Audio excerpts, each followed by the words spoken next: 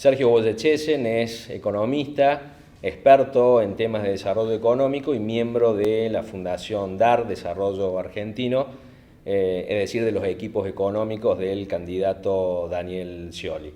Sergio, bienvenido a nuestra facultad. Un placer enorme. Ustedes vienen planteando hace tiempo que ya ha pasado la etapa del crecimiento y ahora viene la etapa del desarrollo económico. E imagino entonces que en la Fundación DAR estás involucrado con esa idea. ¿En qué consiste exactamente pasar del crecimiento económico al desarrollo económico? Pasar del crecimiento al desarrollo supone varias cosas. Por un lado supone trabajar fuerte en lo que son las condiciones de borde para un proceso de desarrollo. Esto es trabajar fuerte en infraestructura, tanto sea vial, ferroviaria, corredores bioceánicos, el trabajo en capacidad operativa de los puertos, muchas veces energía eléctrica, gas, son muchas cuestiones que hacen a la competitividad sistémica de una economía. Después hay un capítulo específico de una macroeconomía para el desarrollo. Nosotros la entendemos como la necesidad de sostener una demanda efectiva pujante, un mercado interno pujante, esto es empleo, salario, gasto público, como para inducir inversión y productividad. Tenemos un enfoque post-keynesiano, digamos, de la macroeconomía. Después hay un capítulo específico que tiene que ver con la institucionalidad, fundamentalmente la institucionalidad intermedia de apoyo a pequeñas y medianas empresas, el desarrollo de una banca de desarrollo, apalancándose sobre el Banco Nación, el BICE, sobre una serie de fideicomisos para poder financiar desde grandes obras de infraestructura a grandes proyectos de inversión, hasta incluso agricultura familiar, economías regionales o incluso economía popular, que en el 85% de los casos están fuera de cualquier crédito, digamos, o cualquier acceso a financiamiento. Esto también incluye el trabajo que venimos haciendo con cámaras empresarias, con agencias de desarrollo, con cada uno de los municipios, el rol de los sindicatos como para poder ir avanzando en esta cuestión. Y cierra el cuadro de condiciones necesarias para el proceso, todo lo que tiene que ver con educación, salud y diversas cuestiones que hacen a la protección social, como para generar el salto e incluso superarlo y darme condiciones de demanda también, ¿no? Ahora, después hay dos ejes centrales para lo que es el proceso en sí. Uno tiene que ver con la innovación, ciencia y tecnología. Estamos terminando, esta semana se presenta, Daniel Scioli va a presentar un trabajo que vinimos haciendo en estos últimos 2 años junto a José Pepe Scioli, que preside hoy la Fundación Desarrollo Argentino, que tiene que ver con 74 sectores analizados, 36 sectores industriales y agroindustriales y 38 economías regionales. Desde el primer eslabón primario, pasando por la agregación de valor, los pequeños productores y demás, hasta la comercialización. La innovación, ciencia y tecnología en cada uno de esos rubros, empujándolo por cuestiones de escala y tecnología hasta donde podamos llegar.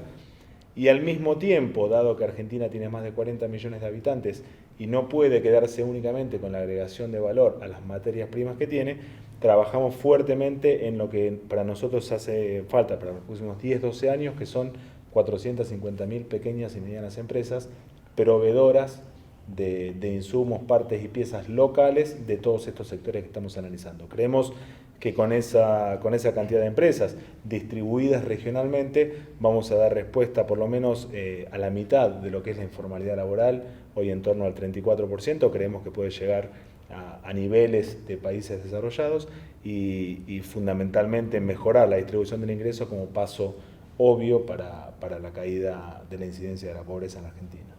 ¿Qué instrumentos o políticas están pensando para la industrialización de las materias primas que mencionabas?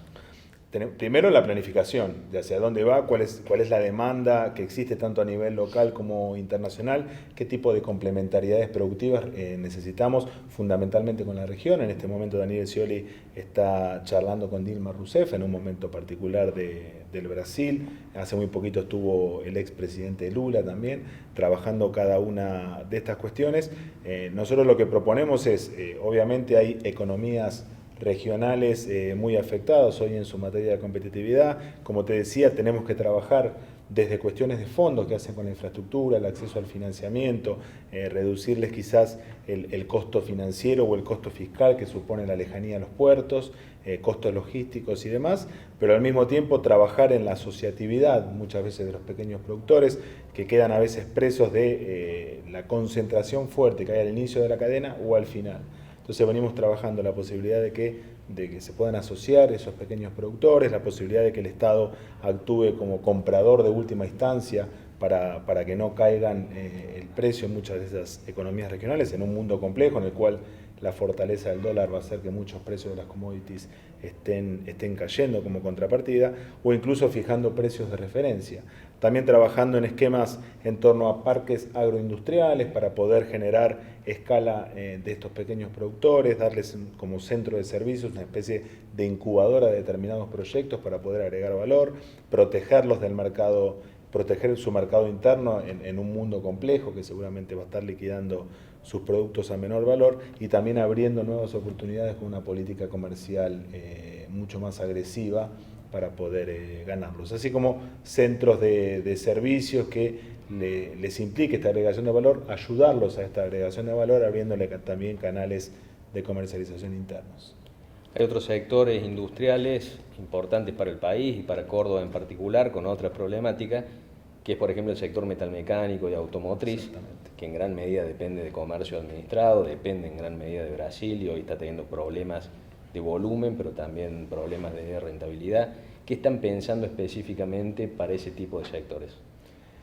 Son sectores claves, ¿no? Porque al mismo tiempo, tanto la metalmecánica como un todo, y específicamente incluyendo también algunas partes de la industria automotriz, explican el 66% del déficit de manufacturas de origen industrial en Argentina. Son en promedio 32.000 millones de dólares que la industria argentina pierde, y el 66% están asociados a estos sectores.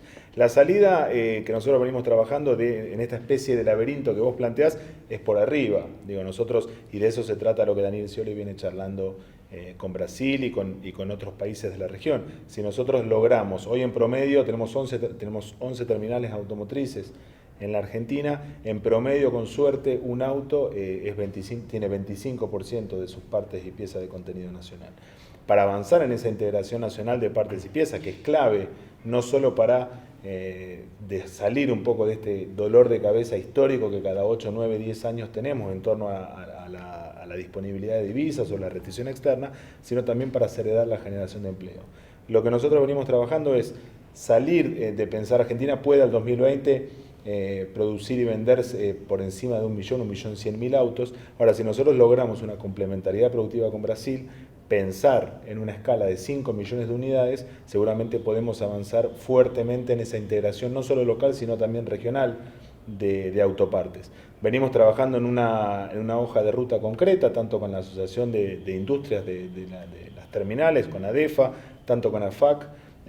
Los hemos sentado a los dos, nos pusimos de acuerdo, está participando también el sindicato, tratando de consensuar una serie de políticas que tienen que ver con la complementariedad productiva con Brasil, con la forma que se mide el contenido nacional para poder premiarlo con una política industrial específica para determinados rubros. Estamos trabajando, por ejemplo, en lo que hace al rubro de la electrónica, la posibilidad de modificar el régimen de Tierra del Fuego para poder abrir el régimen y pasar de lo que es la electrónica de consumo que se ve o en celulares o en plasma en la provincia.